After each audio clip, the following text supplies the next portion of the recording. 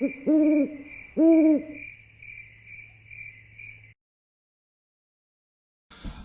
it's Jeff Ryan. Welcome to another edition of Tales from the Cabin. Today I'd like to talk about someone whose influence is all around us today. In fact, you bump into one of his inventions anytime you go to a stadium or a movie theater or out to see a play. But his name is largely unknown to most people. He has many other influences as well. This story has a lot of elements to it, namely wealth, fame, debt, and shame.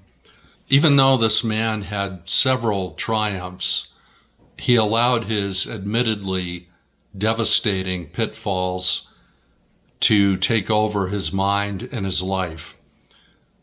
It's a very unfortunate thing, for had Steele Mackay lived, he would have realized what a ripple effect even his failures had to us today. Steele Mackay was an actor by trade. He rose to great fame, international fame, because of his acting technique. And he was also an immensely talented playwright and visionary, quite honestly.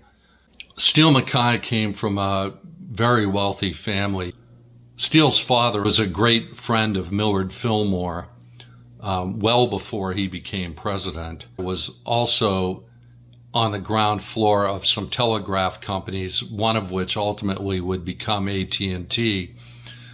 So there was no want for money, which allowed Steele Mackay to spread his wings in the theater realm, particularly in Europe, where he learned his trade. But when he came back to America, he, in addition to appearing on stage and being very highly regarded for his talent, became a playwright. He wrote a play called Hazel Kirk, which would become the highest grossing play in America at its time.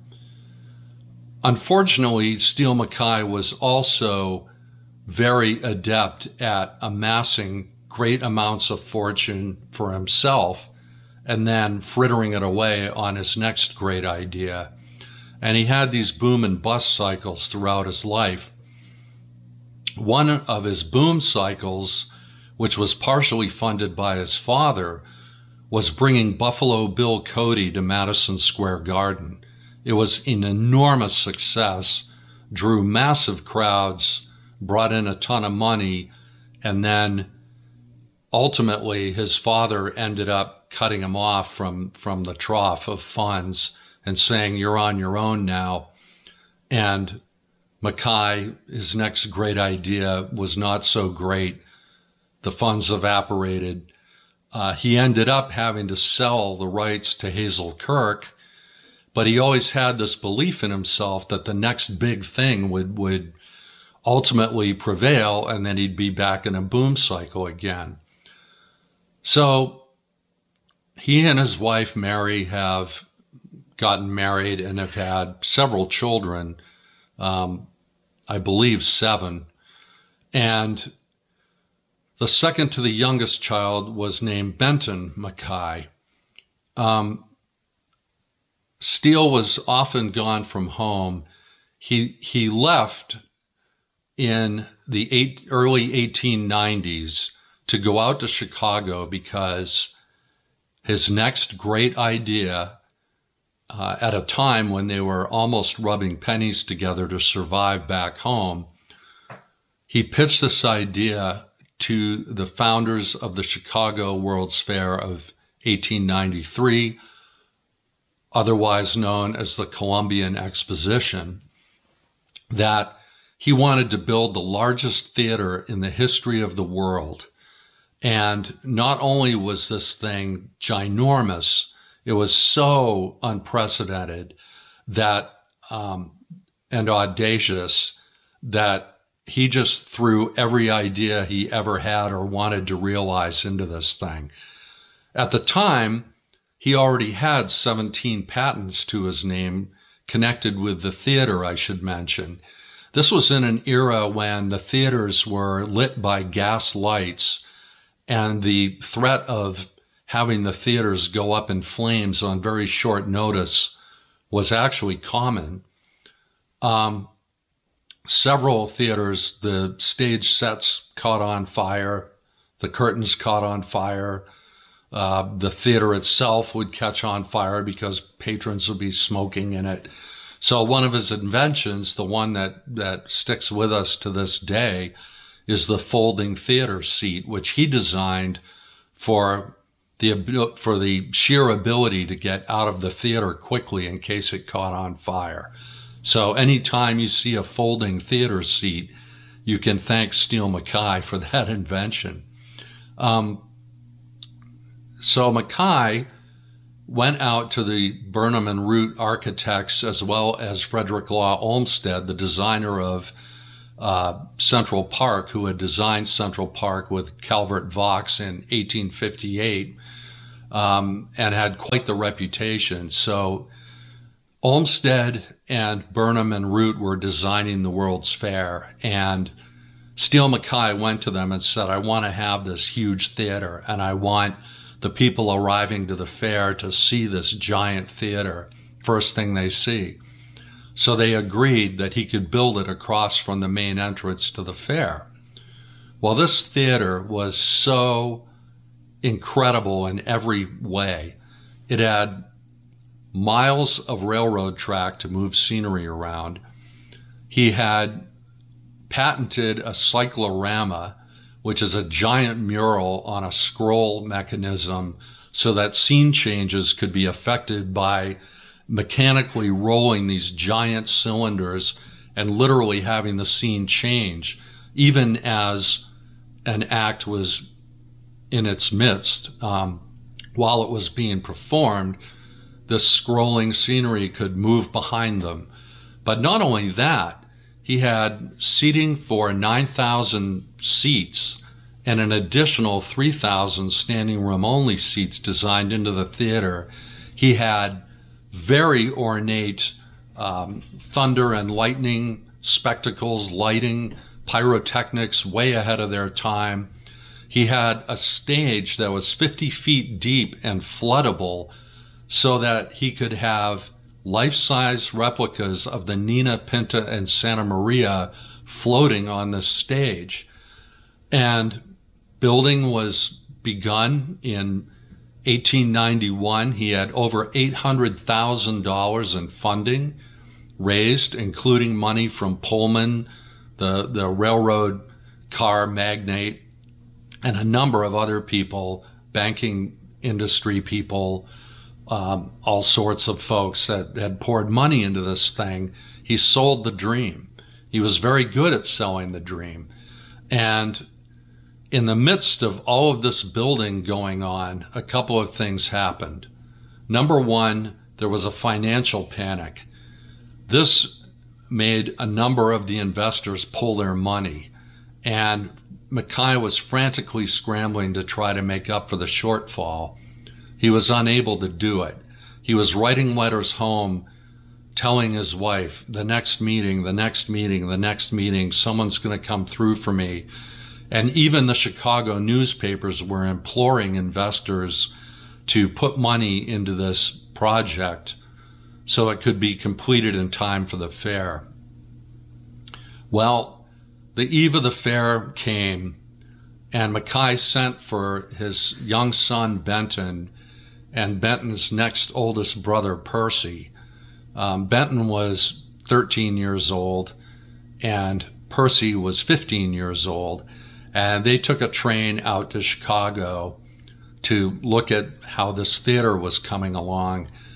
And you have to imagine that literally across the street from this theater were these gleaming facades coming to fruition. The fair was on the eve of opening, and it was spectacular. It was the most spectacular thing anyone in America had ever seen.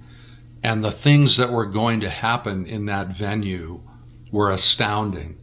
All sorts of inventions were being brought to the fore as part of this, not to mention the fact that lighting had never been seen to this effect before. The night sky was lit up by these floodlights showing these gleaming white buildings that were just simply amazing. And the fair was drawing millions, hundreds of thousands, ultimately would draw millions. And here in the shadow of that was Steele Mackay's greatest failure, something that got 1/3 built. And he took his kids over to look at it, and he went up this staircase leading to nowhere and looked out over this hulk of twisted steel, ironically, and said to them, well, boys, there it was. There was the thing that was meant to be. And Steele Mackay was thoroughly crushed, defeated. He had put everything he had into trying to get this thing to go. It didn't go. And the boys went home and left the shadow of a man. He was literally crippled in a wheelchair because this thing had so defeated him. And 6 months later, he had died. Well, back when the money was flush, he had still been thriving on this dream, and he was able to attract all sorts of artisans to get involved with the theater project. The first thing that he did was hire an impressionist painter who was beginning to gain renown. His name was Child Hassam. And Hassam, on contract, made a painting of this theater, which Mackay had called the Spectatorium. And he had commissioned this painting to help get investors excited. And of course, it worked to the effect of $800,000. Hassam's painting never sold, or actually it did sell, but it's for sale again if anyone's interested. It still exists. As many of you know, Hassam went on to become one of the greatest known American Impressionist painters of all time.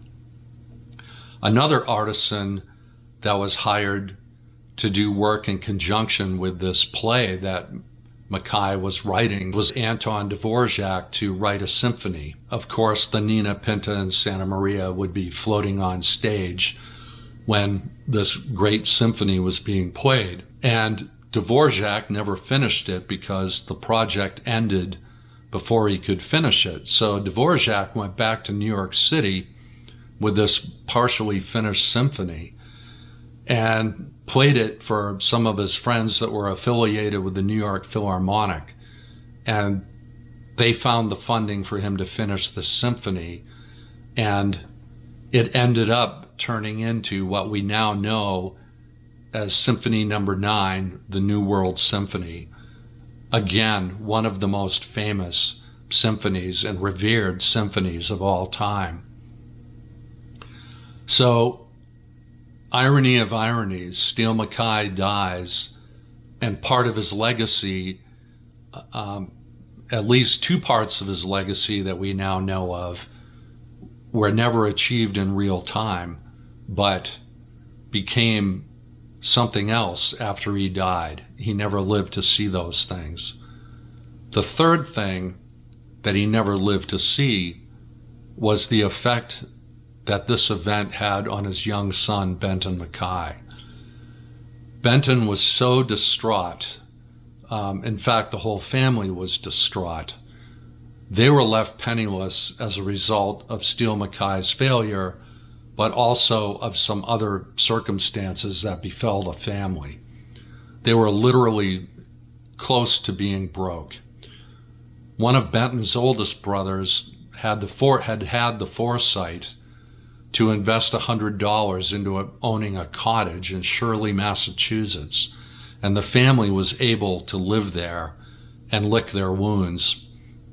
And Benton Mackay took a long time to recover. He was very depressed as a result of his father's death and felt the weight of that. Fortunately, he found solace in nature. There were hills to explore all around his house. he became a naturalist and started observing the natural world, but he also started observing that the natural world had a healing effect. Being in nature was a healer, was a healing balm. And so as Benton grew up, he went off into the world and he became a forester, because all his time outside and in the woods kind of naturally led him to become a forester, which was one of his first avocations. And in doing so, he got married and married a woman named Betty Stubbs Mackay. Betty Stubbs battled with depression, and as it turned out, she ended up taking her own life, which was the second disaster in Benton's life. Again, he was blindsided by a sudden death in the family. In the aftermath of Betty Stubbs's death, one of Benton's close friends said, "Why don't you come to New Jersey to my farm and come there to recoup away from the hustle bustle and sort of find yourself again?" And so he went there and he started going on these walks in the countryside. And in doing those walks, that connection to healing came to fruition again. And he started drawing up a plan for a resource for people that needed to have a place to go, to get away from everything, to find their own source of solace and introspection. And that thing became something known as the Appalachian Trail. Yes, Benton Mackay was the father of the Appalachian Trail. So his father ended up leaving several legacies, including one that touches many of us to this very day, and millions more of us, if not in reality, in imagination. The idea of going into nature as a place to find ourselves, to think great thoughts, or to think no thoughts at all, is a great gift. Benton knew the gift well and wanted to make sure that we could all benefit from that. What a cool story. Thanks for tuning in. I hope you like this story. There are many more to come. I put out one a week. So if you enjoy my work, please check out my website, www.jeffryanauthor.com. Or if you like, you could fill my coffee cup by buying me a cup of coffee at www.buymeacoffee.com/JeffreyRyan. Your help would greatly be appreciated. It helps me fill the gas tank, go to the libraries, go out into these places, find these stories, and bring them home to you. Thanks again for joining me, and I'll see you next week.